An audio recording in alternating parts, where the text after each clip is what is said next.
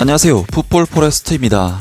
손흥민 선수의 토트넘 하스퍼가 오늘 새벽에 있었던 첼시와의 경기에서 그야말로 압도적인 경기력으로 완패를 당했습니다. 토트넘 하스퍼는 프리미어리그 23라운드 경기에서 첼시를 상대했는데요. 오늘 경기에서 토트넘이 상대한 첼시는 현재 프리미어리그 3위에 위치한 팀으로 6위 토트넘 하스퍼보다 분명 나은 성적을 내고 있는 팀이었고, 올 시즌 토트넘 하스퍼는 첼시와의 맞대결에서 3전 3패를 거두었기 때문에 현재 팀의 에이스인 손흥민 선수마저 부상으로 빠진 토트넘에게는 굉장히 상대하기 힘든 팀이라고 할 수 있었습니다. 안토니오 콘테 감독은 워낙에 최근 첼시전에서 성과가 좋지 못했었기 때문에 오늘 경기에서 그동안 사용하지 않았던 변형 포백, 미드필드의 윙 자리에 수비수인 맷 도어티와 라이언 세세뇽을 활용하면서 전문 수비 자원만 6명을 기용하는 굉장히 수비적인 라인업을 들고 나왔고, 확실히 투엘 감독 입장에서는 콘테 감독의 기습적인 4-4-2 전형은 거의 예상을 할 수가 없는 콘테 감독이 내놓은 라인업이 초유의 라인업이었기 때문에 초반에는 첼시가 토트넘 하스퍼를 상대로 오히려 결정적인 찬스를 거의 만들어내지 못하면서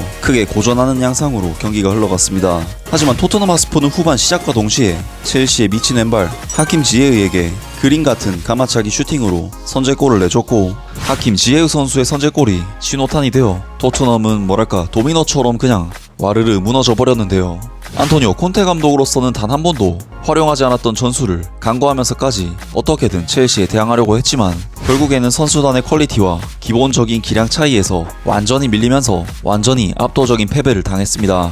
안토니오 콘테 감독은 자신의 과감한 전술 변화가 결국 선수단의 퀄리티 부족으로 인해 어쩔 수 없이 나온 것이었기 때문에 이번 경기가 끝난 뒤에도 선수단의 퀄리티에 대한 문제를 언급하는 인터뷰를 남겼는데요. 영국의 공영방송 BBC에서는 이번 첼시와의 경기 패배 이후 안토니오 콘테 감독이 남긴 코멘트에 대해서 소식을 전해왔습니다.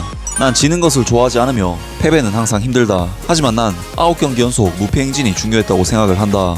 이 순간 첼시와 같은 다른 팀들과의 격차는 정말 중요한 격차이며 팀과 선수단의 경기는 나는 그 노력이 자랑스럽다. 우리는 모든 것을 하려고 노력했지만 때로는 부족할 때가 있고 특히 이러한 팀을 상대로는 더더욱 그렇다. 지금 토트넘 하스퍼와 상위권 팀들 간에는 큰 격차가 존재한다. 경기를 졌는데 영입을 말하기에는 올바른 순간은 아니다. 클럽은 내가 무슨 생각을 하고 있는지를 정말 잘 알고 있다. 격차를 줄이기 위한 하나의 이적 시장만 있는 것이 아니다.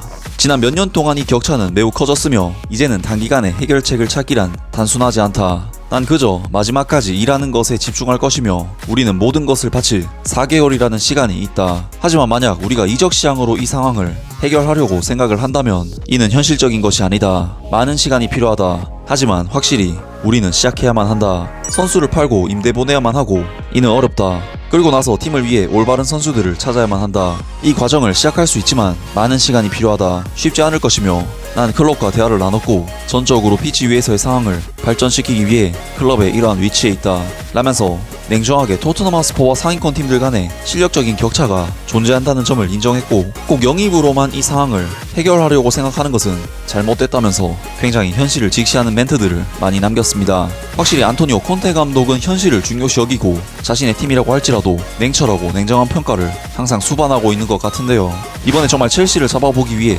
변형 폭백이라는 희한한 전술까지 들고 나와서 어떻게든 해보려고 했던 콘테 감독의 노력은 결국에는 토트넘 하스퍼의 선수단의 퀄리티가 부족했기 때문에 나왔고, 이를 개선하기 위해서는 결국 장기적인 선수단의 퀄리티 상승이 전제가 되어야만 할 것 같습니다. 아무튼 오늘 영상은 여기까지고요. 영상 재밌게 보셨다면 구독과 좋아요 그리고 댓글 부탁드립니다. 감사합니다.